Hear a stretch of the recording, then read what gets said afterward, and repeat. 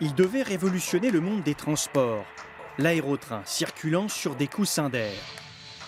Ce projet de Jean Bertin a été abandonné dans les années 1970. Ne reste aujourd'hui que ce rail de 18 km de long partant de Saran, au nord d'Orléans.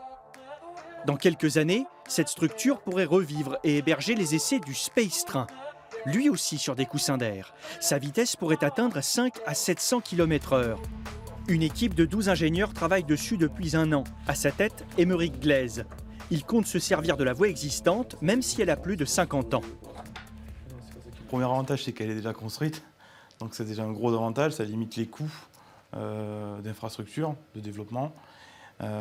Deuxièmement, parce qu'elle est adaptée en fait, à notre prototype. On a élaboré notre prototype sur la ligne Bertin, en fait, si vous pouvez le voir. Selon l'équipe, construire un nouveau rail coûterait trop cher, alors que les travaux à réaliser sur l'ancien se limiteraient à 13 millions d'euros. Il faudrait ensuite installer un tube au-dessus de la voie.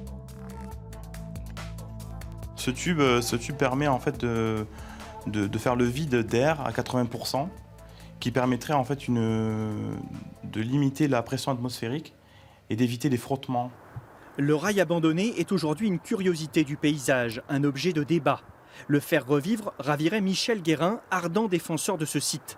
Je disais toujours que les ingénieurs, Jean Bertin, le grand patron, les ingénieurs et tout, n'avaient pas travaillé pour rien.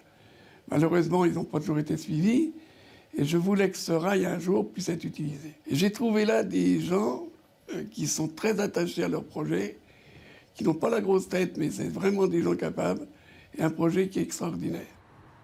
Mais ce projet est encore très loin de voir le jour. Il faut avant tout l'accord de l'État pour intervenir sur le rail existant et au moins 3 ans avant que les essais puissent être effectués.